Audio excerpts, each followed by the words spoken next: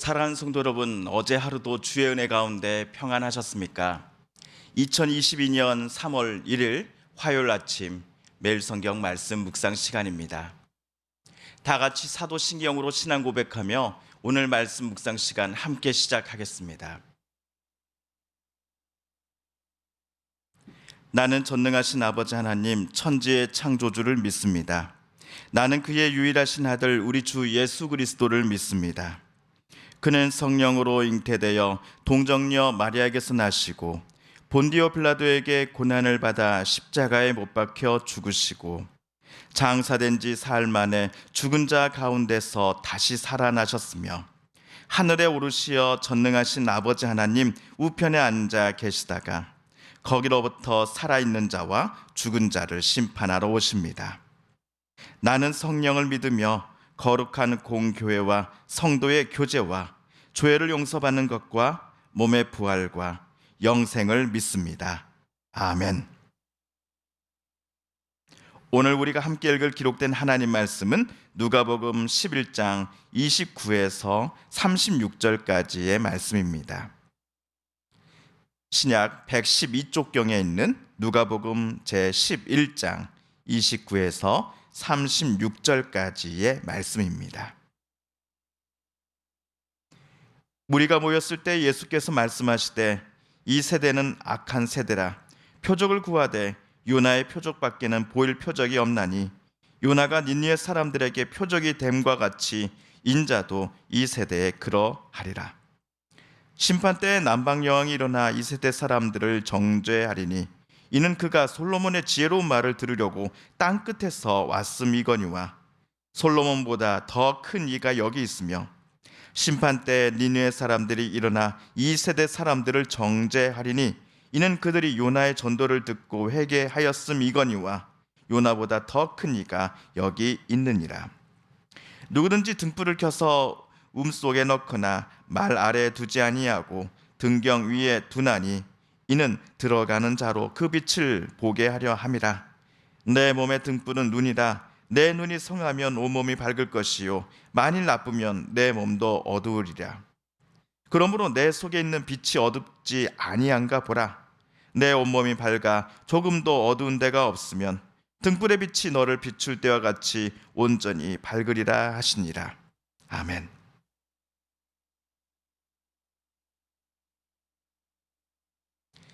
지난주 금요일 우리가 읽은 본문에서 어떤 이들은 예수님이 귀신 들렸다라면서 주님을 사람들 앞에서 비난하였습니다. 예수님은 자신을 비난한 이들을 꾸짖으셨습니다. 예수님께서는 지금 나의 모든 일들이 하나님의 손을 힘입어 행하는 것이다라고 모든 이가 듣도록 말씀하셨습니다. 하나님의 나라가 예수님을 통하여 귀신이 쫓겨난 이 현장 속에 좀 더 가까이 다가왔음에도 예수님을 비난하는 이들은 겉과는 다르게 속은 하나님 나라를 싫어하고 하나님과 맞서는 자들이다라고 예수님은 말씀하신 것입니다. 반면 그 현장에는 예수님을 향해 당신을 낳은 어머니는 참으로 복된 여자입니다라고 외친 여인도 있었습니다. 만약 우리가 예수님의 입장이었다 한다면 이 여인의 외침이 참으로 반갑지 않았을까요? 예수님은 방금 전까지 자신을 반대하고 미워하며 심지어 많은 이들 앞에 귀신 들렸다라고 하는 모함까지 하는 이들만을 상대하다가 자신과 그의 어머니 마리아를 칭송하는 듯한 발언을 해준 이 여인이 참으로 고맙지 않았을까요? 그럼에도 예수님은 그녀를 칭찬하시지 않았습니다. 칭찬 대신에 예수님은 하나님의 말씀을 듣고 지키는 사람이 복이 있다라고 말씀하실 뿐이었습니다. 예수님과 함께 있으면서 그분의 말씀을 듣고 기뻐하며 하나님 나라를 소망하며 살아가는 제자들과 무리들이야말로 예수님의 가족이며 친구라는 가르침을 방금 말씀을 통해 주님은 우리에게 깨닫게 해 주셨습니다. 한편 예수님께서는 자기에게 무슨 권세로서 귀신들을 쫓아내는가라고 따지듯이 묻는 이들에게 이 세대는 악한 세대라.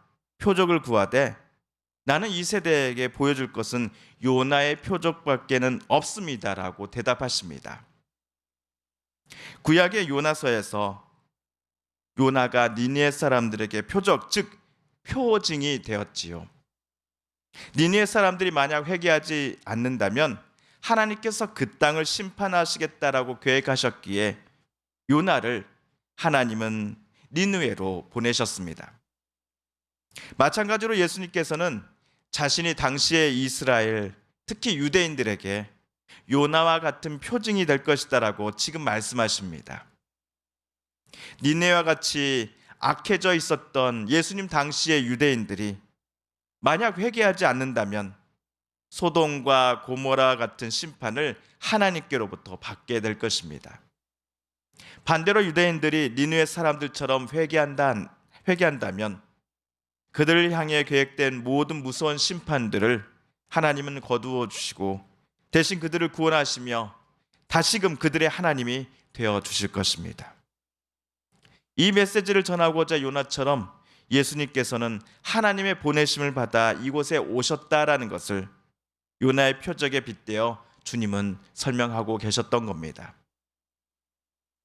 또한 예수님은 구약시대 지혜의 사람이다라고 잘 알려진 솔로몬 왕에게 찾아온 남방여왕 이야기를 꺼내십니다.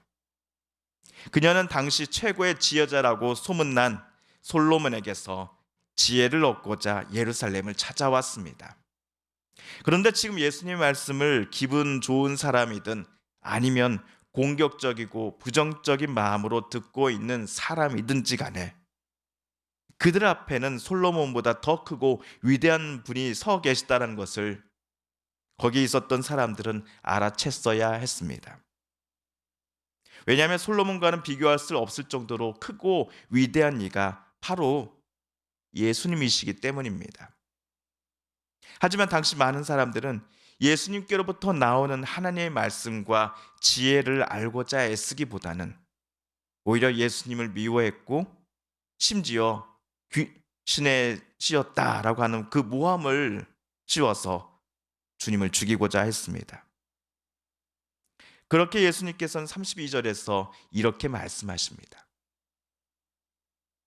심판 때에 니느웨 사람들이 일어나 이 세대 사람을 정죄하리니 이는 그들이 요나의 전도를 듣고 회개하였음이거니와 요나보다 더 큰 이가 여기 있느니라.